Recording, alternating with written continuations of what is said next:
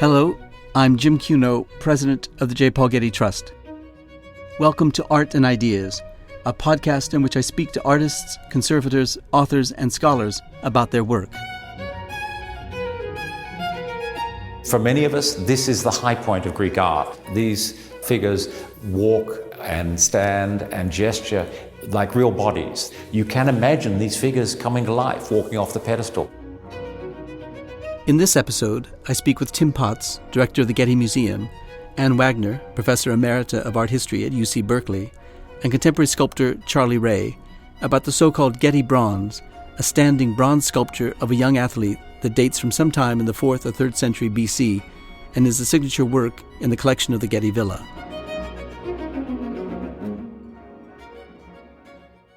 I met with Tim, Anne, and Charlie in a gallery at the Getty Villa where the Getty Bronze is on display. The sculpture is in good condition, although its feet are missing. Just how its feet were lost is a matter of some speculation, but it quite likely occurred when the ship transporting it from ancient Greece sank in a storm. When it was found by fishermen in the Adriatic Sea, encrusted with shells, coral, and mud, it had been submerged for some 2,000 years. Its history raises questions about the nature and scale of the imperial Roman trade in Greek bronzes and the relative aesthetic merits of the sculpture's water-damaged surface. As Tim is a specialist in ancient art, Anne, an historian of modern and contemporary art, and Charlie, a renowned sculptor, it was no surprise that they had different responses to the Getty Bronze. I began by asking Tim to describe the sculpture. It's a more or less life-size figure in bronze of probably a youth, an ephebos, who's someone aged late teens, perhaps around 20. He's clearly an athlete, and he's won a competition of some kind because he's wearing... You say he's clearly an athlete, and what is it about him that makes him seem so clearly to have been an athlete? The wreath. He has the wreath, which is a laurel or olive wreath, which was the traditional prize or signifier that you've won an athletic competition of some kind in either probably the Olympic Games, the ones in Olympia, or the ones in Delphi. And he's gesturing with his right hand towards the wreath. He's either just placed it on his head or he's about to take it off, which you would often do and then dedicate the wreath in honor of the gods. So it could be putting it on or taking it off. In fact, so this would emulate an actual activity? Yes, they would do this often as a sort of sign of their piety to dedicate their victory and the wreath to the gods. He's shown naked, as athletes were. They tended to practice the games, the competitions, nude. This was another expression of what we call the heroic nudity of classical life, where great heroes, whether they're warriors, athletes, or whatever, they were proud of their bodies. It was the expression of their strength and virility and everything else. So they tended to work out in the gymnasium, have the competitions naked, then oil the bodies. What would be the purpose of the sculpture? This the sculpture would be a commemorative, celebratory sculpture to celebrate the victory of this athlete. And a particular athlete who might have been known. A particular athlete who had won at a particular games. And these would be dedicated either in the place where the games had been held, so normally Delphi or Olympia, or perhaps in the hometown of the victor himself, that the town would pay for. These are expensive objects. Bronze was a precious material.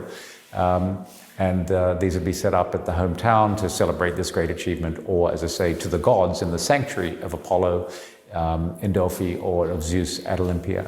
This was a common practice, part of, if you like, the celebration of athletic achievement.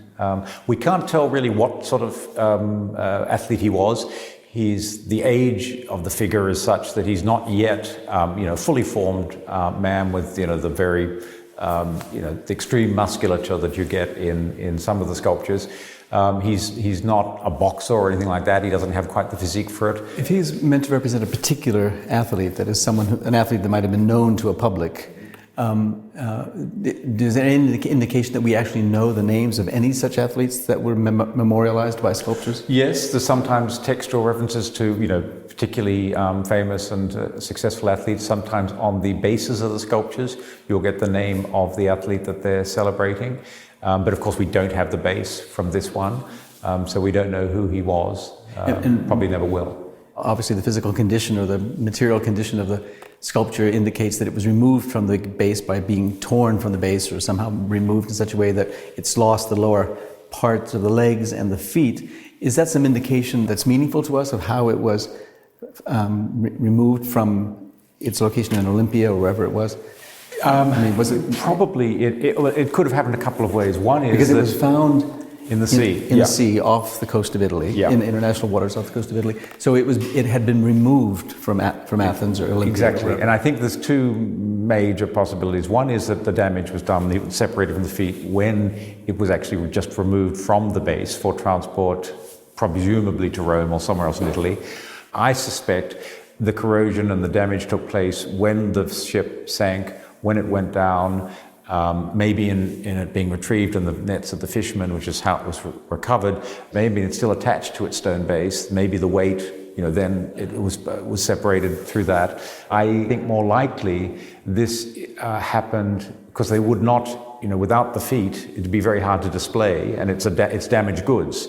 And they would have been more careful on that. I suspect it wouldn't have been transported in this damaged state without feet. Probably they would have had them repaired or something before transport. And why was it transported? I mean, it was part of the trade and antiquities at the time? Part of a huge trade. The sculpture was probably made in the 4th century BC, around the time of the sculptor Lysippus, and we can come back to that.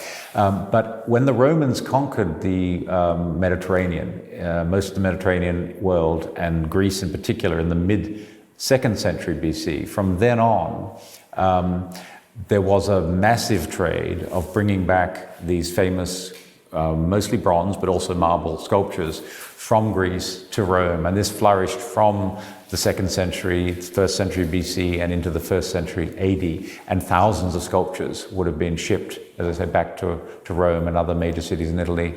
And in fact, a lot of what we know about Greek sculpture now comes from these works that have been found either in Italy or that were lost. And we're beginning to find more and more of these in the water because some of these ships went down in storms. So if this had particular meaning in its location, we'll call it Olympus as the site for which it may have been made and therefore meaningful in that site, and it was removed and then taken to Rome or Italy, it wouldn't have had that same meaning, I guess. It would have become now a prized possession, an antiquity, as opposed to a they would have been set up, they could have been set up again in gymnasia and other public spaces, but they were also being actively acquired by private individuals, wealthy people who are in villas in Pompeii and Herculaneum, places like that, or in Rome itself. And the emperors themselves, of course, were great collectors of these things. And there's a famous Lysippus, work by Lysippus, in the style of this sculpture, known as the Apoxyomenos, the scraper, which had been installed in the baths in Rome and was one of these very famous public works on public display. And then Tiberius, the emperor, decided it was so nice he'd like to have it in his private apartment, so he took it. And there was such an outcry from the public that he had to agreed to put it back on public display. The Greeks in the Roman period continued to make versions, copies, whatever you want to call them, and new sculptures in the style of the earlier masters or of their own time. So the production of bronze work in Greece continued. And a lot of the market, though, now was not for patrons or clients in Greece, it was to be shipped then back to Rome. So there are things, both genuine, say, works of the 4th century being shipped back, 1st century BC copies or versions of those sculptures being made afresh and shipped to Rome. Works, once they arrived in Rome, would become models in workshops there for copies either in bronze, but more often now in marble. At this point, Anne Wagner and Charlie Ray joined the conversation, which moved to consideration of the sculpture's breaks and losses, and the sense that its aliveness, or inner life, may be enhanced by the sculpture's aged appearance, by its scars and discoloration. Tim, one of the questions that this conversation about its transport raises for me goes back to the break that you already referenced, and which theoretically at least could lead to two scenarios. One would be that it was broken off intentionally just to get it, and so that it would eventually be rendered up to produce more bronze. But your scenario is that it was transported in order to be an object of luxury and to make its way potentially into some Roman collection. The rub in there that I'm trying to understand, that I want to ask you about, is do you think then that it was transported on its base if it was going into a Roman collection? And the reason that I ask that is because I sort of had the feeling that one reason it would break at its ankles off the base would be if it was weighted to stand up properly, or if it was securely affixed, it would break in that way. So do you think that there was any chance that it was robbed for plunder, or do you think it was transported with its base, which would give it kind of more, I don't know, erratic meaning in the Roman context? I think there was such an appetite for this sculpture and such a market for it. I think it's very likely that it was being transported as a work of art to be collected and, you know, admired as a work of art, not just to be recycled, because they could have melted it down in Greece. That's a much easier way to do things. But I agree entirely with you. The ankles are the weak point in most sculptures. That's where things tend to break when particularly if there's a very heavy, at the bases, the plinths, of course, are stone. Well, it could be bronze or it could be stone, and they're very heavy. So if in going down in the shipwreck, there would be a point of tension, it's going to snap most likely at the ankles. And that's my suspicion, that it was actually during the shipwreck that this was disconnected from the feet and the base, and they're probably at the bottom of the ocean. I mean, the ankles seem to be really sort of revealing points at the moment we start to think about its fabrication, partly because the way that the metal sort of rips. Would it not bend more though? Let's just say if it had this great weight of a stone base and it tumbled off a ship in a storm, let's just say, and it, you know, with a shock hit the bottom, or someone went to plunder it off the base or something.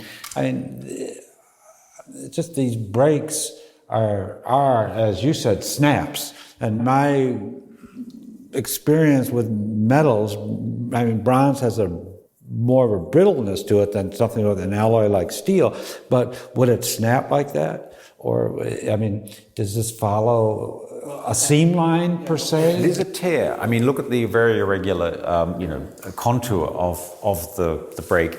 It's not, if they were cutting off, if they're cutting it off, it's not a cut. It's happening through an accident of some kind, I think. And so that sort of actually lends weight to the idea that it was being transported to Rome as a work of art, and not some sort of plunder notion, which would be the alternative. It really looks like the violence of accident, you know.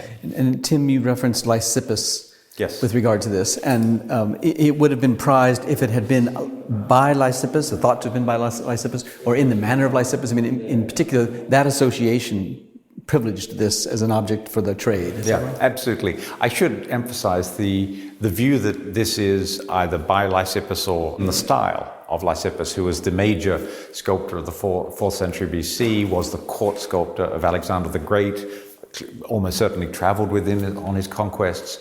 It's certainly in that style of that moment, and the quality of it is very high, and therefore what we would expect of a Lysippus. None of his bronzes that we can be sure are actual originals by him have survived. Like this, they are attributions. So we can't say that it's Lysippus for sure. There isn't an inscription or anything else to tell us. But from what the ancient authors describe of his style, the nature of his particularly renowned for the sort of naturalism of his works, and the hair, the animation of the hair, and the fluid musculature.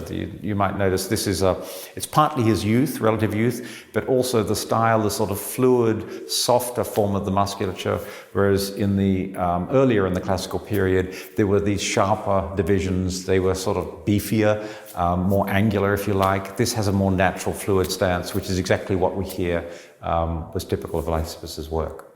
So I think it's a plausible attribution, but like many of these things, we can't, be absolutely definitive. It's those qualities, it's Lysippin qualities, that feed back into the idea and complicate the idea that it's a straightforward portrait, because there's enough about that visage to take it away from individuality into a kind of, not quite a heroization, but an idealization in Lysippin terms of what the hero might be. He's a bit like Alexander, but he also has he has consciousness, I think. I don't know whether Charlie would agree, but he sort of has an internal vision. Oh, yeah. There's a lot of attitude that he's looking towards this dedicatory his whole ritual. body has it. Yeah. I mean, and this is kind of fascinating. If you look at the penis to the testicles, they're not flat on the ball sack. It's lifted slightly. There's space between the testicle and the penis. So normally that's all going to be kind of dropping Flaccid, together. More. And it isn't that it's not flaccid, but it's given it, the artists have given it and A sense of life or something. Yeah, the kind of pneuma of the ball sack and just a sense of life.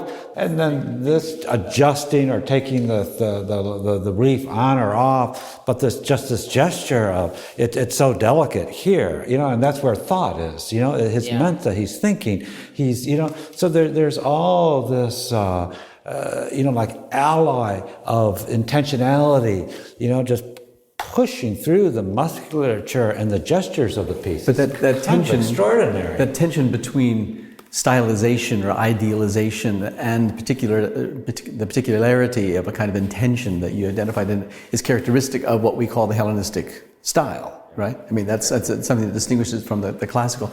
So this actually featured in an exhibition that we organized here at the Getty Center around the concept of the Hellenistic style or Hellenistic sculpture. And so Tim, talk to us about that and the role that this sculpture played in the development of that exhibition. Well, it is one of the great early masterpieces of that transitional period from classical into Hellenistic. Hellenistic art is defined as the period from Alexander the Great, so the 320s BC basically, down to the 1st century BC.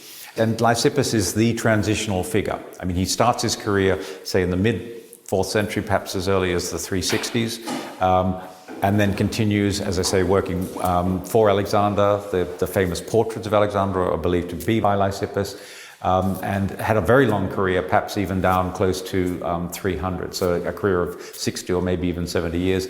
And he alone is said to have produced, Pliny tells us that he produced over 1,500 sculptures, so huge output. So Lysippus introduces, if you like, the Hellenistic period, and then other artists who,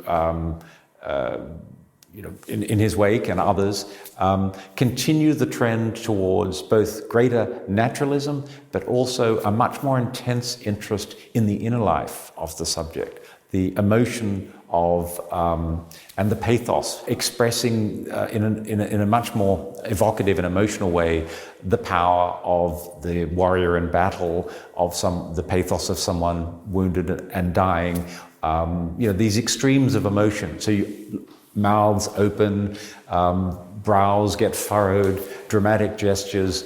All of the qualities that we associate with, if you like, Baroque art in the Italian 17th century. These same qualities come to the fore in the Hellenistic period from the later 4th through the 1st century BC. So for many of us, this is the high point of Greek art. This is art which has gone through its austere, rigid, heroic, but rather formal phases in the archaic and classical period. And here it truly comes to life. These figures walk and stand and gesture like real bodies. They have their weight, as this one does, on one leg, trailing the other one. The poses, the gestures. You can imagine these figures coming to life, walking off the pedestal. And in fact, the ancient authors talk about this, saying that Lysippus himself, he had this great ability to imbue his figures with a great sense of reality and a quality of being living. All that they lacked was actual breath. And in that respect, to you, Anne, the question, you've written that every work of sculpture, whether abstract or figurative, is both a material and a bodily entity. What did you mean by that? And it's related, I think, to also something that you've written about the sculpture having the capacity to invest inanimate materials with some vitalizing quality without ever quite erasing the work's thingness from our minds. So that tension, that it is both a physical thing and then that which is invested with life.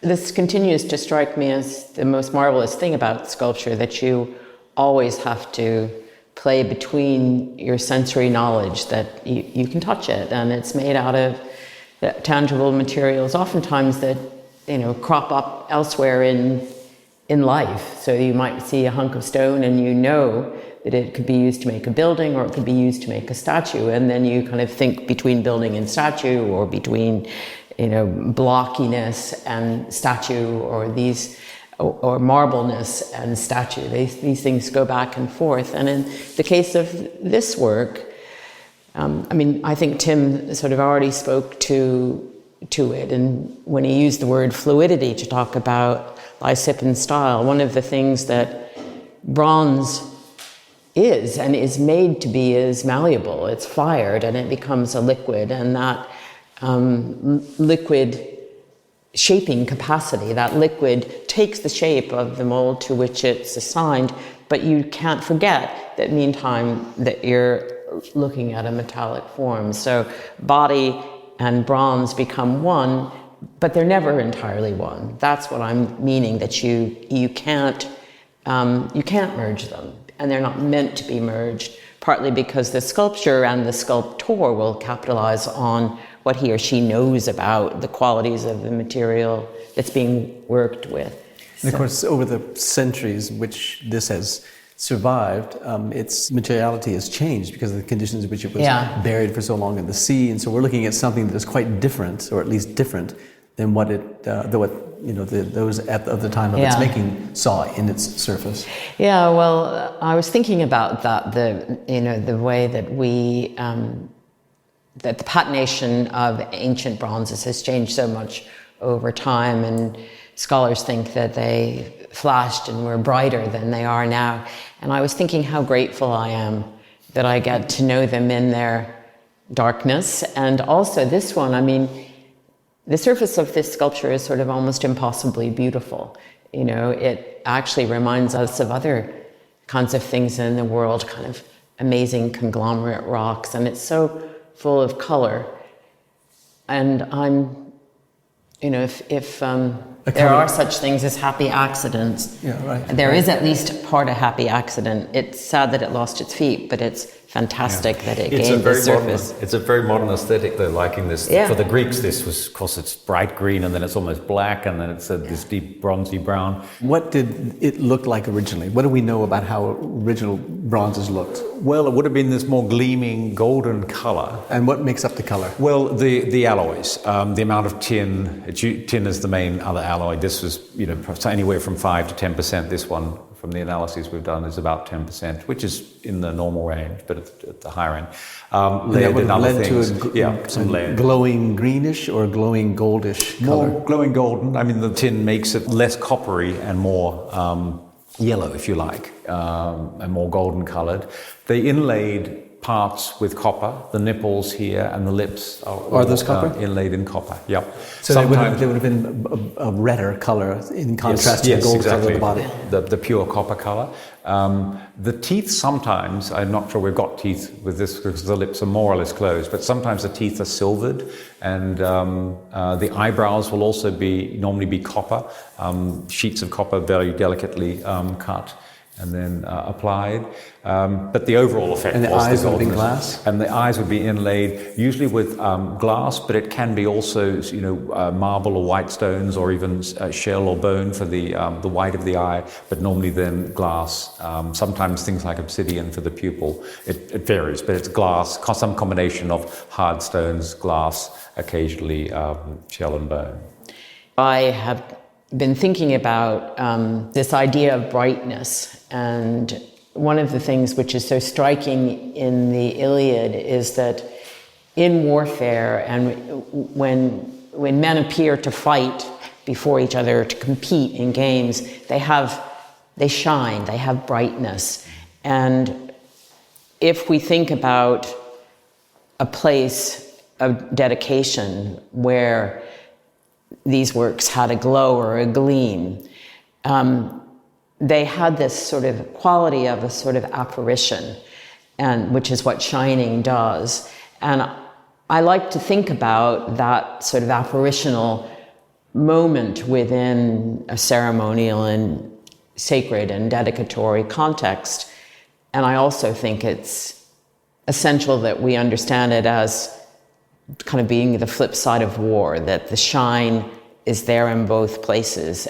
I don't ever want to see them all shining in any mock-up. I would never, ever want to see the Parthenon with a bunch of shining figures around it, because it wouldn't be able to carry for me that marvelousness, because I wouldn't be infused with my belief. But to know that was part of it, I find sort of magical. I find that a magical knowledge, but maybe not the knowledge that you or I might take about the pressure of space on the body, or the fluidity of the muscles, or the tightness of the ball sack and its seedy contents, and all of those other things that seem so marvelous. I'm have slightly different. I'd love to be able to walk through the Acropolis of the 5th or 4th century BC, see or one of the great gymnasia or other things, to see the architecture, which also the columns and the architectural sculptures would have been painted. The marble sculptures would have been largely painted. These bronzes would have been all gleaming. We imagine that being too bright, too, in a way, kitsch. Because the modern, as we were saying earlier, the modern reconstructions of it are that way. I'm not sure if you were actually able to experience the total ensemble like that, whether it would have been or not. And I would love to be able to experience that way. I may not be our aesthetic at all. We are so trapped in this idea that marble is this beautiful, pure, gleaming white material, and it neutralizes the colors.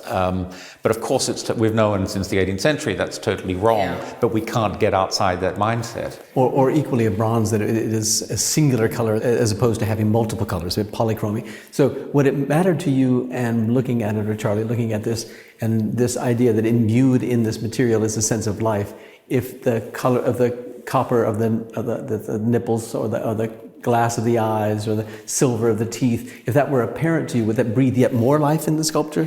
Well, I mean, one has seen works where this is true, where they, for some marvelous reason, these parts of the work have survived, and sometimes they do bring more this sense of aliveness.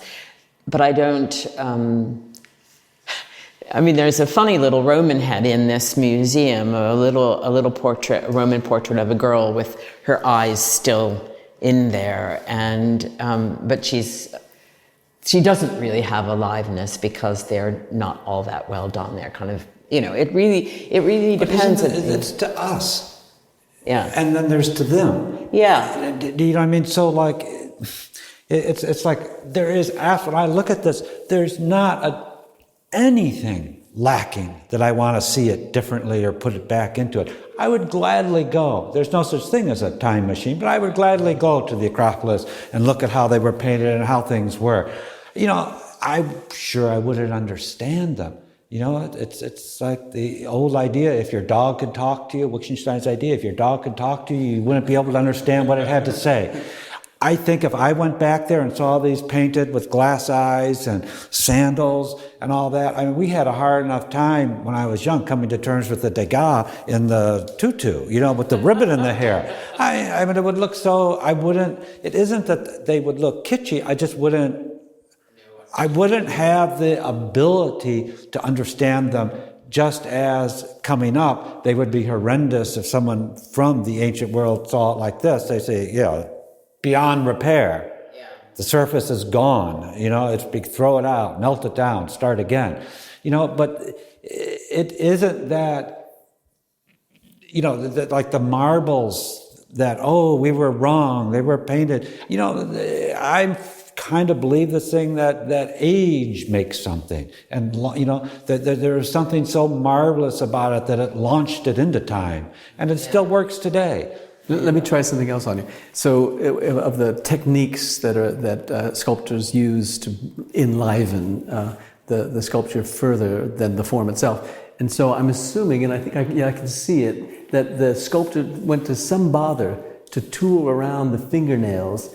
That's beautiful. To bring them to life, or for him to feel that the sculpture was complete, that it wouldn't have been completed without it, even if that tooling wasn't particularly visible in the original location in which the sculpture would have been seen. In other words, for the artist to finish the work it had to do something that probably would not be seen or appreciated by all those who saw it, but in his mind, it was necessary to give the fingernails that completion. They did. They chased the often in the hair, things like, as you say, details of hands and so on.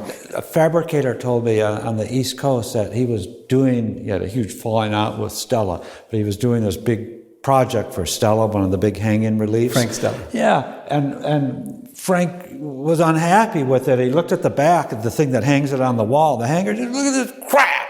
And the fabricator said, oh, ain't nobody going to see it.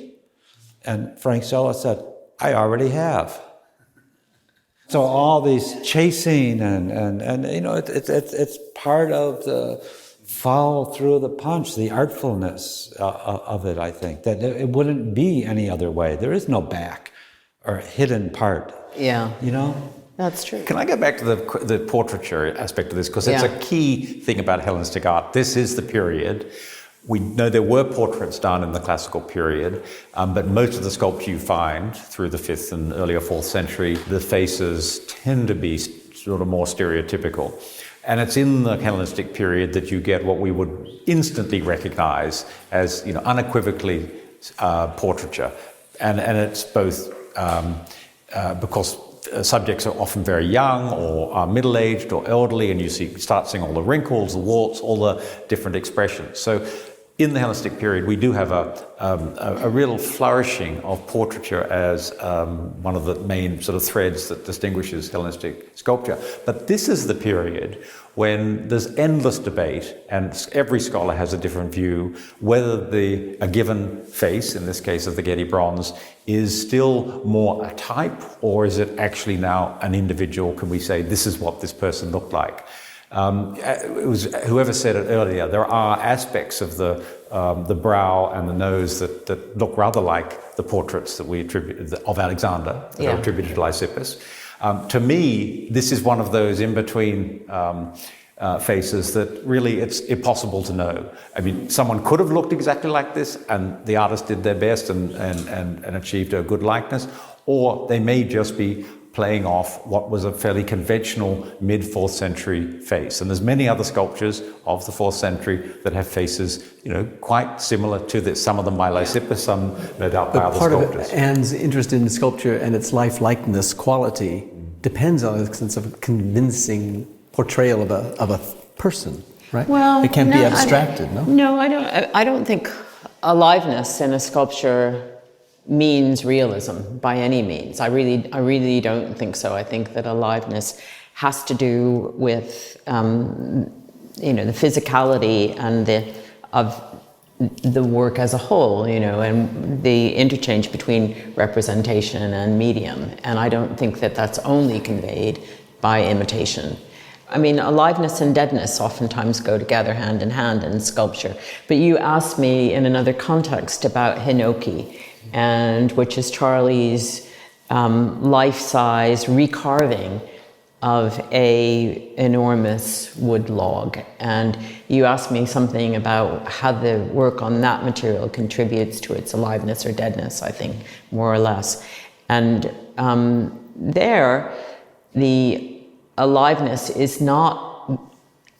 doesn't simply rest in the remaking of a log that we sort of automatically know was a tree and attribute, you know, and think of in terms of it a living thing. But the aliveness has to do with the ways in which the carvers differentiated the kind of flow of their tools through their wooden material, and gave it its own sort of utterly animated surface, which is the aliveness of their touch, and each cut and scoop of the tool contributes to a kind of pattern, which is the flow of the work.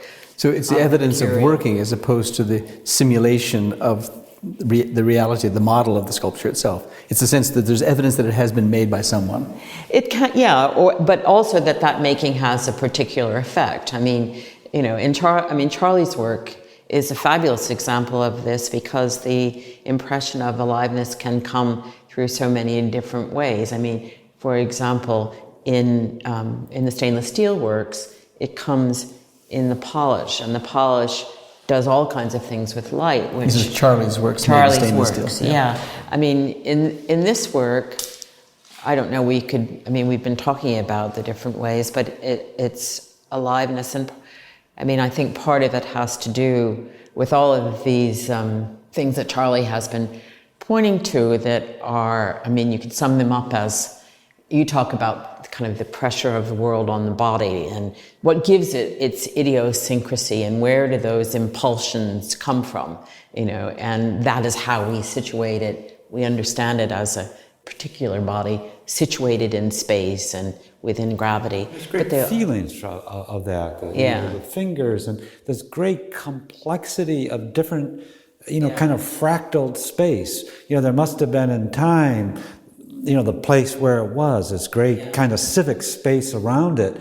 And then, you can go next to between the arm, then between the hands, between the dick and the balls. I mean, it's a space and the power of that space never diminishes anywhere. And it's in a kind of flowing relationship to But it's also too, I think, if you actually situate yourself right in front of the work, and then you kind of see, when I first learned about sculpture and antiquity, you had the S-curve, and you were allowed to feel your weight shift on your own body as you in the hip shot pose and all of these classics of the teaching of antique sculpture. But it's so much more than that. You can see these tensions kind of flowing through the body again and back and forth and back and forth. And these poses which look so natural and easy, when you try to put yourself in them, they're actually quite difficult. They're not as natural as they look, which is part of the brilliance of them. They're slightly artificial as you find out when you try to imitate them.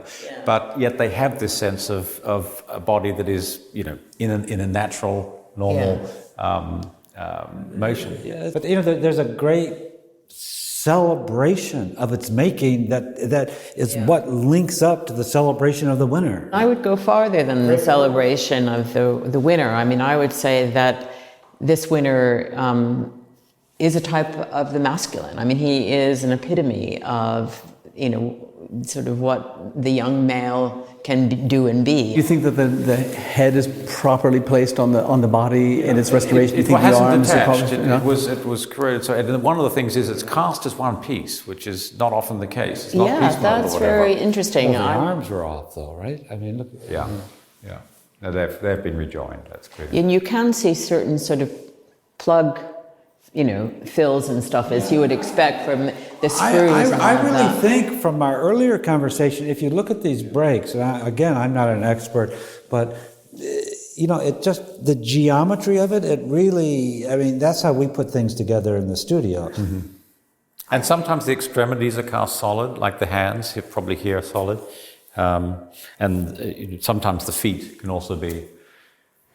But back to this orientation relative to the base and how it's been installed on the base, and the question that you raised just before we got on to taping, as to whether it should be projecting forward more than it currently is, and what's the meaning of that projection? Is that any relationship to the posture? Well, but without feet, I think if you put it more, let's say it was more forward, and that could work really well with feet, but without feet, if you put it more forward, it's going to look like you really made a mistake. Yeah. Now, I think it's about right. Yeah, I think you have to work with what you got. I think it's about right. We did have a chance in the exhibition to look at it with others where the feet are preserved and therefore the alignment of the body, the verticality was correct, was original. Right. And we had some discussion about whether this could be adjusted slightly, but it is only, if there's an adjustment, it would be very slight. I think it is more or less right. Let's go. One last question, and then we should wrap up because of time.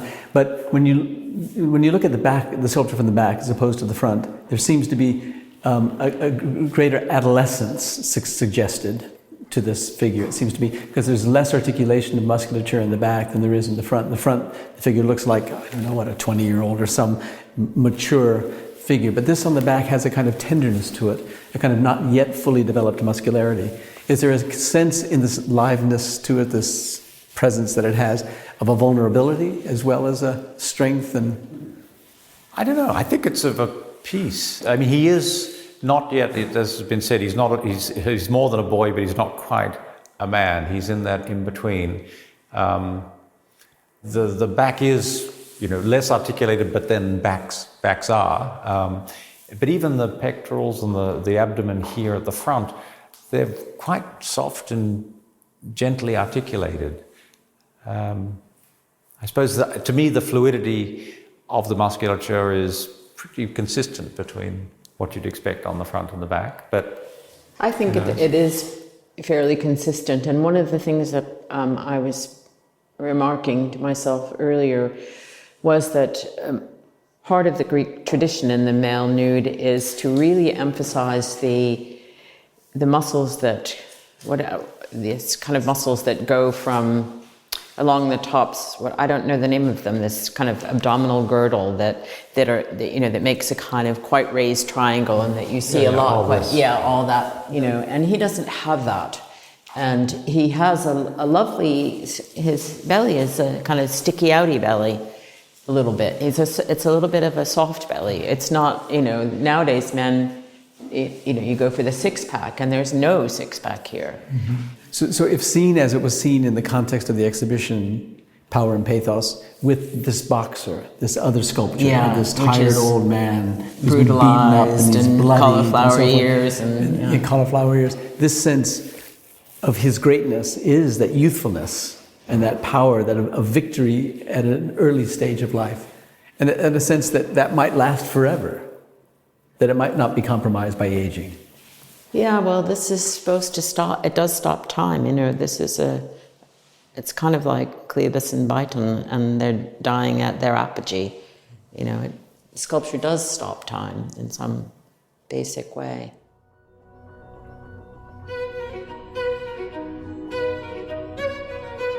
The exhibition we referenced near the end of our discussion was the Getty Museum's exhibition Power and Pathos, Bronze Sculpture of the Hellenistic World, which was on view at the Getty Center from July to November 2015. To learn more about that exhibition, to see the Getty Bronze in the context of other Greek bronzes, and to find more resources for this episode, visit getty.edu/podcasts.